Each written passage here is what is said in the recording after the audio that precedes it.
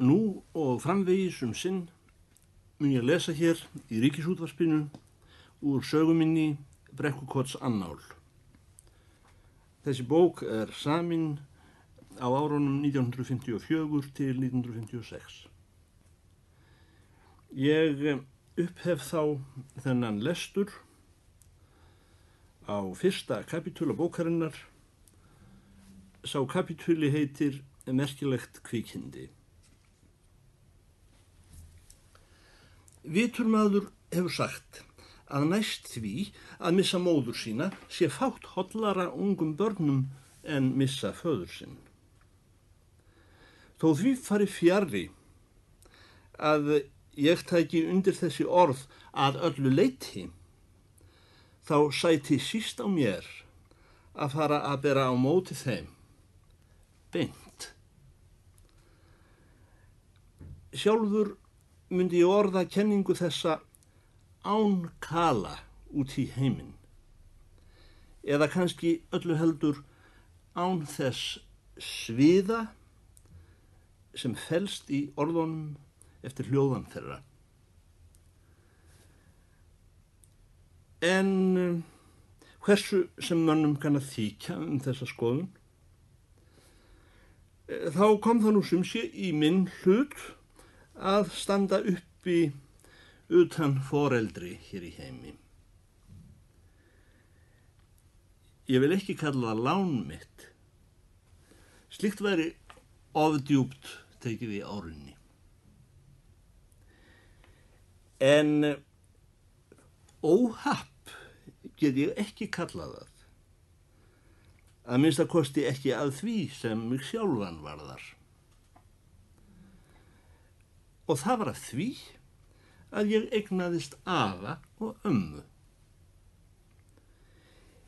Hitt mætti til sanns vegar færa að óhappið hafi verið mest fyrir föður minn og móður. Þó ekki vegna þess að ég myndi hafa orðið þeim neinn fyrirmyndar sonur, öðru nær. Heldur vegna hins að börn eru nú einu sinni þarfari foreldrum en foreldrar börnum. En það er annað mál. Til þess að gera nú langa sögu stutta. Þá er þar til máls að taka að sunnan við kirkjugarðinn í höfuðstaðnum okkar tilvonandi, þar sem brekkan fer að lækka við syðri tjarnarendan, alveg á blettinum þar sem hann Guðmundur Guðmundsen, sonur hans Jóns Guðmundssonar í Guðmundsens húsi, reisti loks veglegt hús. Þar stóð einu sinni lítill torfbær með 2 bustum. Og þilin 2 vissu suður að tjörninni. Þessi litli bær hét í Brekkukoti. Í þessum bæ átti hann afi minn heima. Hann Björn sálugi í Brekkukoti sem veiddi stundum hrokkilsinn á vorin. Og hjá honum sú kona sem hefur staðið mér nær en flestar konur þó ég vissi færra hana. Hún amma mín. Þetta litla moldarhús var ókeypis gistiherbergi handa hverjum sem hafa vildi. Í það mund sem ég var að verða til, þá var þar í kotinu mikil örtröð af því fólki sem nú á dögum heitir flóttamenn. Það er að flýja land. Það leggur á stað með tárum úr heimkynnum sínum og ættbyggð af því svo illa er að því búið heima fyrir að börn þess ná ekki þroska heldur deyja. Og þá gerist það einhvern dag að því ég hef frétt að þar ber að garði konu nokkra, unga, einhvers staðar að vestan eða norðan eða jafnvel austan. Þessi kona var á leið til Amríku af fátæktarsökum sínum og einstæðingskapar, á flótta undan þeim sem réðu fyrir Íslandi. Mér hefur verið sagt að borgað hafi verið undir konuna af mormónum, enda hef ég samspurt að í þeim flokki séu ágætastir menn einhverjir í Vesturheimi. Nema þessi kona er ég nú nefndi til sögu. Hún gerir sér lítið fyrir og verður léttari á meðan hún stendur við þar í Brekkukoti að bíða eftir skipi. Og þessi kona, þegar hún hefur alið barn sitt, þá verður henni lítið á sveininn og segir hún þá svo: þessi drengur skal heita Álfur.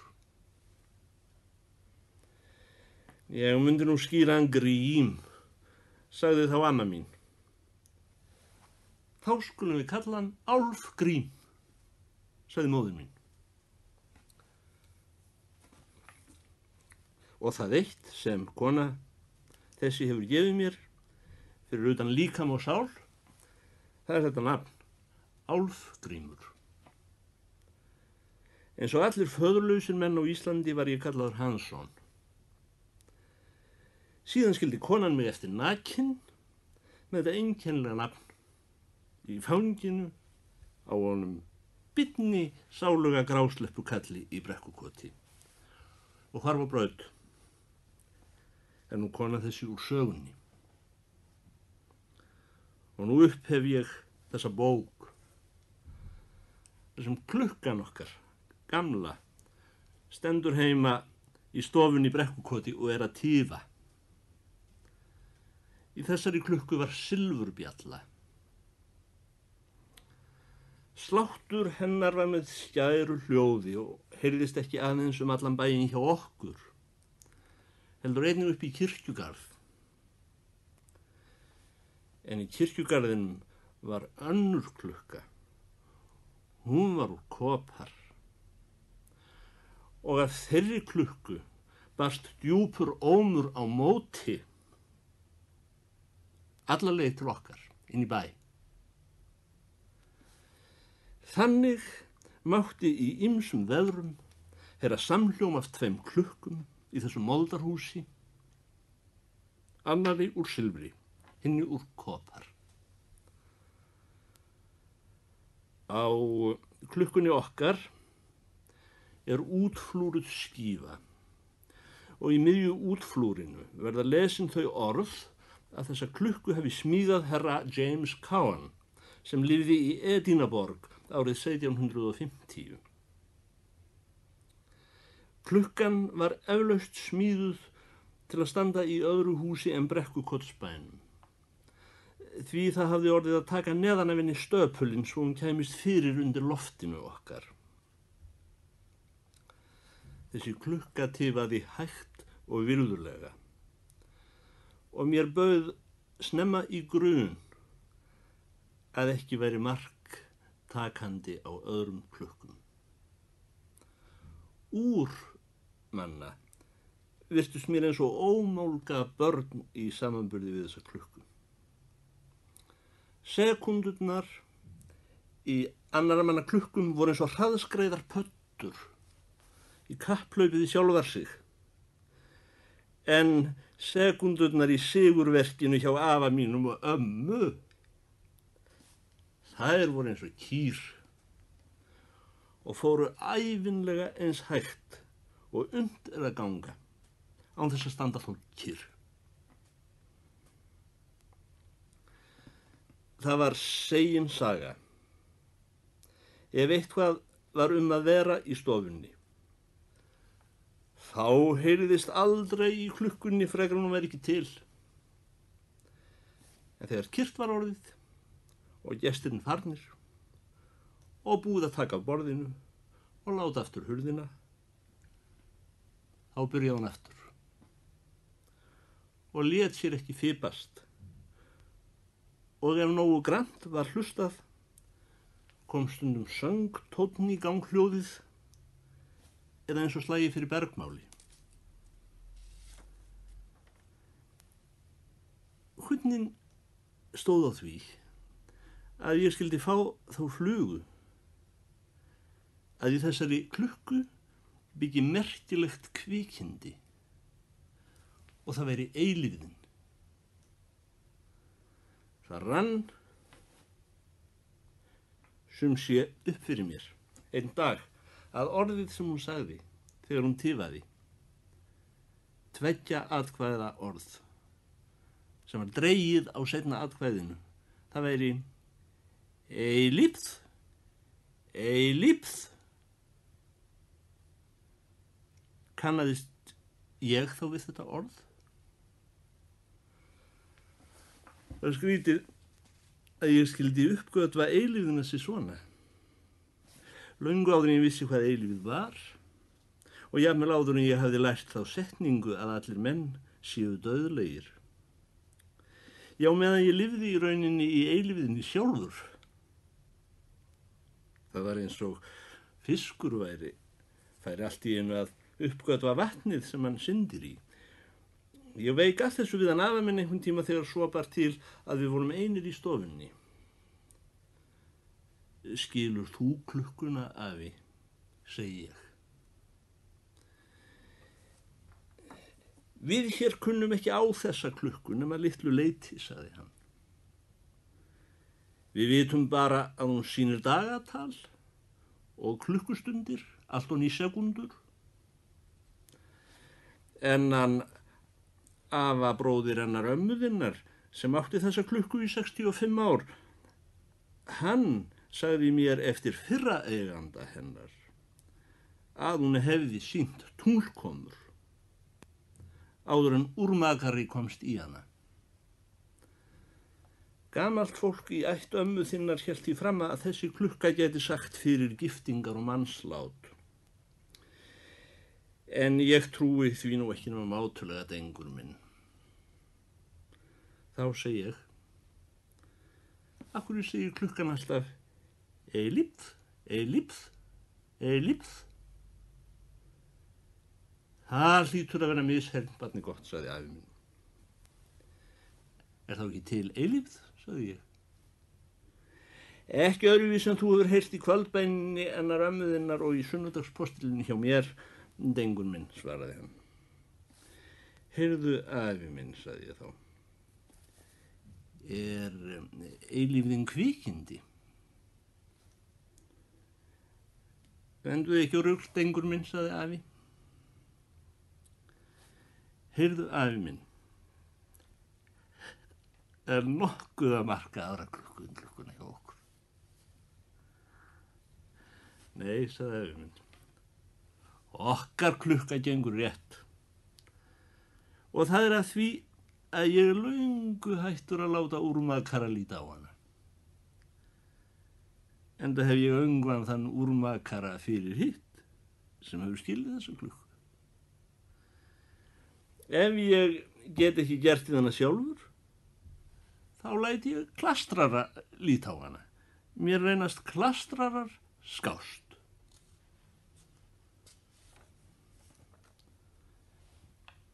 Annar kapítuli, góð tíð.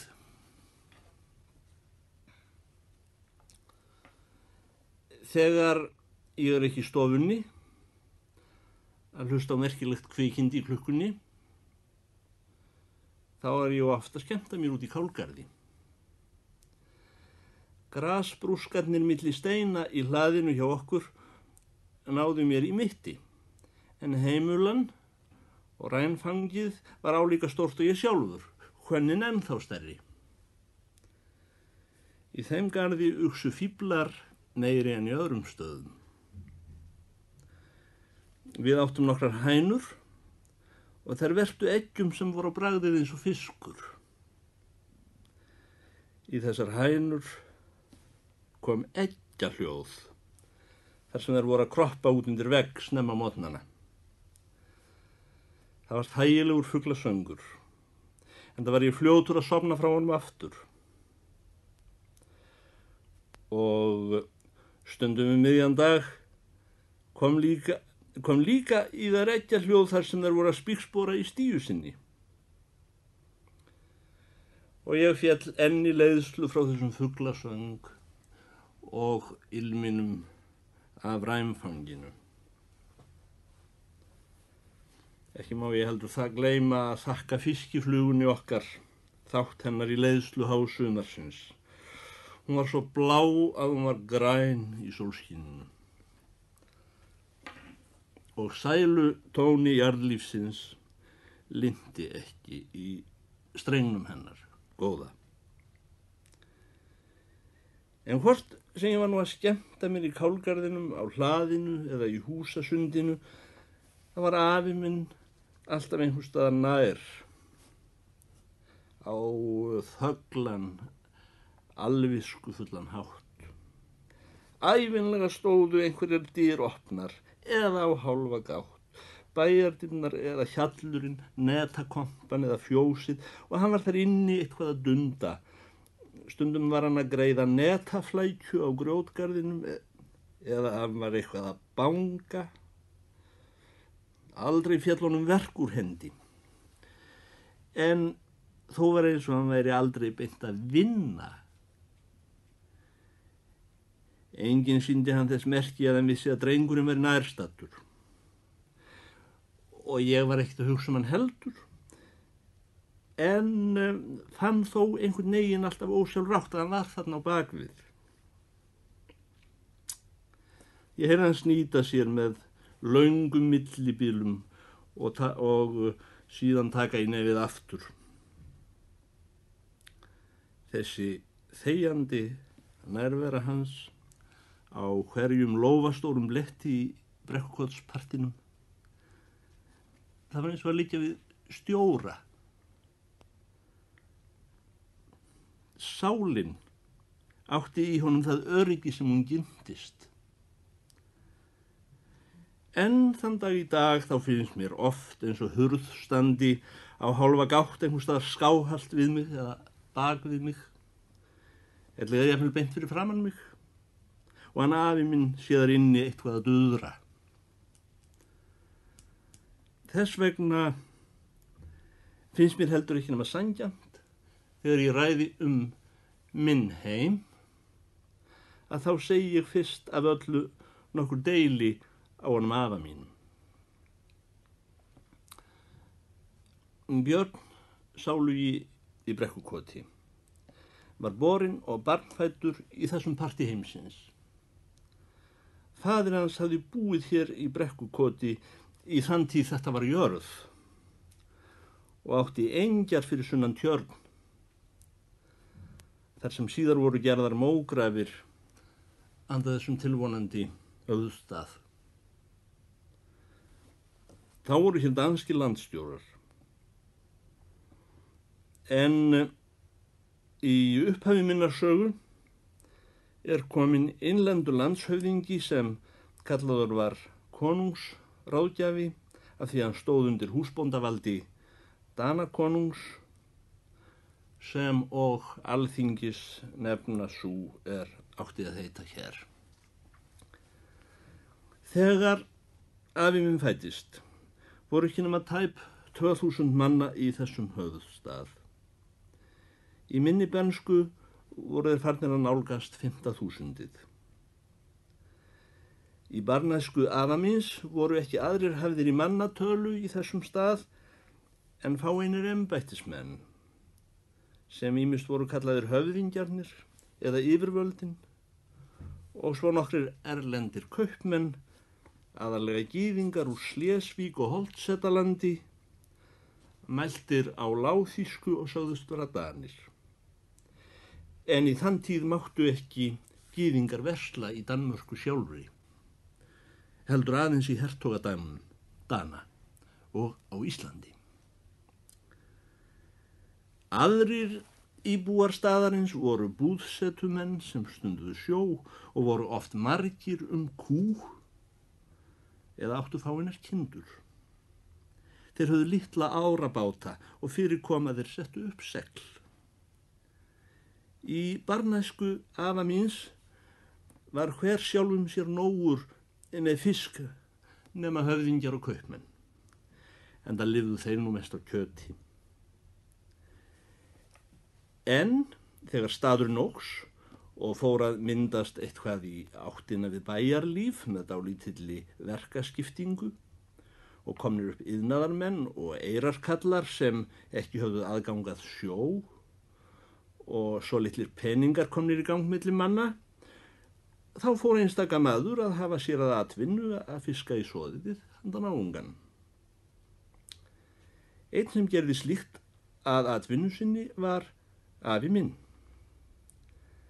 Hann var ekki útvegsmaður í þeim skilningi að hann hefði nokkuð sig. Hann fiskaði ekki með hlutarmönnum, slíkum sem þá voru kallaðir útgerðarmenn. Hann fyllti aldrei flokk þeirra manna sem verka skreið svo munar til að leggja inn hjá kaupmönnum og safna silfri eða gulli í kistu og taka upp og að kaupa jarðir eða parta þegar minnst varir, ellegar eignast hluti í þilskipi eins og þá var að komast í tísku. Það var vani hans að róa út á morgnana, snemma, þegar gaf á sjó, ýmist úr grófinni eða bótinni og hafði með sér 1 eða 2 liðléttinga á bátnum sínum og lagði netin sín einhverstað rétt fyrir utan eyjar, í hæsta lagi að þeir dömluðu út á svið. Þegar hann kom að, stóð hún amma mín og ég í lendingunni með kaffiflösku í sokkból og rúbrauðsneið í rauðum vasaklút. Síðan ók afi minn á stað með aflann í hjólbörum og selda niður í bæ, gegn borgun, út í hönd á götunni eða við dyr manna. Á vetrarvertíð og eins að áliðnu sumri veiddi hann aðalega þorsk og ýsu, en stundum kola eða jafnvel smáflyðru, annar fiskur var ekki sýndur. Það sem ekki seldist leið verkaði afi minn heima og hengdi upp á rár úti í hjalli og herti í skreið. Þegar kom fram á útmánuði hætti hann að róa til fiskjar sem kallað var og fór að stunda hrottjelsi. Þau sótti hann út í þarann, ýmist í Skerjafirði eða út við Granda. Ég veit ekki hvort menn vita almennt að hrottjelsi skiptast í 2 flokka, grásleppu og rauðmaga. Rauðmaginn er einn litfegustur fiskur sem sögur fara af og að því skapi bragðgóður, en grásleppan þykir lakari og er venjulega sett í salt.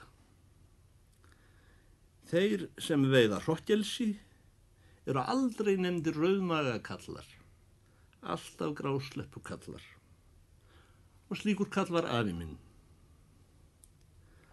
Þá er talið vor á Suðurnesjum, þegar rauðmagi fer að glæðast og skín á barklituð seglin hjá fransmönnum út á flóa.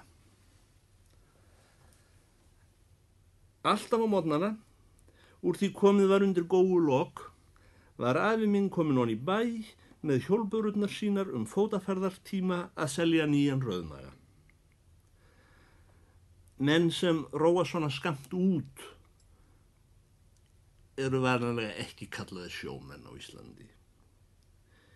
Ég efast að afi minn hafi nokkurn tíma séð rúmsæði alla ævi sína. Og það var ekki heldur hægt að kalla hann útvegsbónda þó hann væri að damla með liðléttingi upp í þaranum eða legði net eins og dorgarskot frá landi. Í öðrum löndum myndi sá maður heita fiskimaður eða fiskari sem rær út á skeggtu í bítið á morgnana og komin með fiskina dyrum manna fótaferð. Sjálfur var afi minn líka dálítið eins og fiskarar á útlendum málverkum nema hvað hann var aldrei í stígvélum og þaðan af síður á klossum. Heldur alltaf í þessum þjóðlegu mokkasínum sem eru kallaðir íslenskir skór eða þynguskór og gerðir heima úr álúnuðu skinni. Og þegar hann var á sjó í rigningu eða ágjöf, þá fór hann í leistabrækur og stakk, hortveggja úr skinni og var borið í það lýsi. En þegar hann var á stjái í bænum, þá var hann á þessum grænu íslensku þynguskóm og bláum ullarsokkum með hvítri rönd ofan til sem hún amma mín vann. Og ef blautt var þá bretti hann buxurnar ofan í sokkana. Og það var aldrei sú for á götunum að sæi örðu á skónum eða sokkunum hans afa míns. Og hann var með skeggkraga í kringum hökuna eins og hollenskir eða danskir fiskarar á myndum og sítt hár í hvítum lokkum, þverskorið að neðan. Og þegar hann var ekki með suðvestið sitt, þá var hann með barðastóran svartan hatt af því tagi sem kallaðir eru guðfræðingahattar í Þýskalandi en listamannahattar í Danmörku með lágum brotnum kolli og rauðu silkifóðri innan í. Og þessi hattur var aldrei nýr, það ég man, og hann var aldrei gamall heldur og alltaf var hann í sömu brotunum. En hann fauk einu sinni á honum afa mínum og þá lét hann ömmu festa í hann 2 bönd og síðan batt hann hattinn undir kverk þegar hvasst var. Í hjallinum okkar, sem hálfur var veiðarfæra geymsla, hékk síin grásleppa langt fram á vor. Þar var líka hertur steinbítur, heilag fiski og ísa. Stundum var afi minn að bræða líður í opnum hlóðum sunnan undir hjalli. Þræslulyktin af grásleppunni ásamt þef af lifur, lýsi og grút blönduðust ilminum af grasi sem var að spretta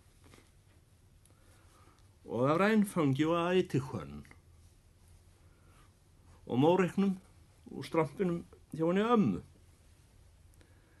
En það bil sem flugan fór að verpa varð skreiðin að vera verkuð því þá var hjallurinn tæmdur. Sérhver steinn í bæjarvegnum hjá okkur glitraði af fiskreistri og slíkt þið sama rimlarnir í hjallinum og móköglarnir í móhlaðanum okkar norðan við hjallin.